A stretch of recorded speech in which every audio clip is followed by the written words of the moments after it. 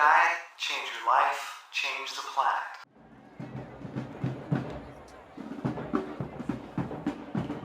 Okay, the question is, do I cross-train other than just running? Right. Yes. For different reasons. One, to keep it fresh mentally. I don't want to just do the same routine over and over and over again. So not only do I change up where I run and how I run, but I also incorporate other activities. Walking is great cross-training for running.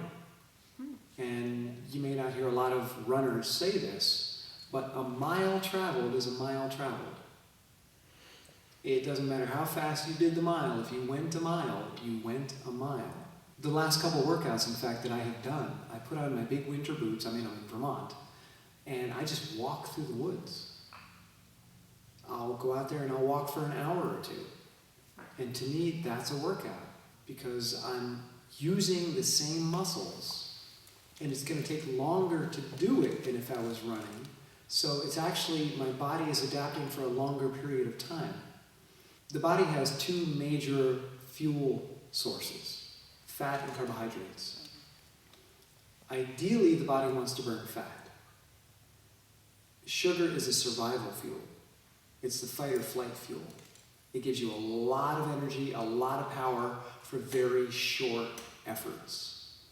Ideally, you want to train your body to burn fat and not sugar. So walking trains the body to burn fat.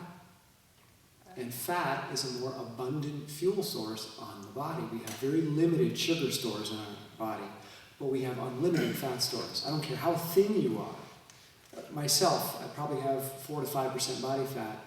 That's enough to fuel me for 3 days of nonstop running. I have enough fat on my body to run for 3 days non-stop. Fat is very calorie dense. It's very energy dense. So walking helps to train my body to prefer fat metabolism rather than carbohydrate metabolism. That's interesting. So walking is great cross-training. Great. High-intensity intervals, which is the new craze, CrossFit, Tabata, P90X, Insanity, all these things that are coming out, they teach the body to burn sugar and burn it fast. So although you're burning calories, so weight loss can be the result, the primary calories that you're burning are sugar. Any fat calories that you may be consuming are after the workout, not during the workout.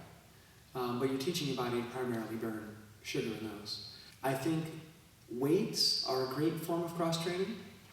I think that you need to build strength in addition to endurance. It will minimize injury. The stronger you are, especially the muscles that surround the major movers, because if you're just running, especially on roads, your stride doesn't change much, especially if there's not a lot of hills or not a lot of corners. And you can develop overuse injuries, just like carpal tunnel syndrome. It's the same thing with running. If it's constantly the same stride, you're going to wear those muscles out. And if you do suddenly have to jump out of the way of an oncoming car, the little muscles that help you jump back and forth, side to side, you haven't been building those because you've just been running in the same stride endlessly. So all the little stabilizer muscles are not getting developed. That's where strength training can come in. And for me, trail running, because trail running is all about not only building the forward muscles, but building the stabilizer muscles, building the up, down, side to side, back, forth. So walking through the woods for me is great. Stabilizer and endurance fat burning. And strength, I think, is essential. But also cycling. Great. You know, it's building strong quads, it's building calves. You're building your aerobic capacity. Running is primarily about building aerobic capacity. All the hard work, the intervals, all that stuff, that's for people like me that want to win the race. If you don't want to win the race, whether it be cycling, biking, triathlon, whatever, if you just want to do the race, you don't need to do any of that hard work.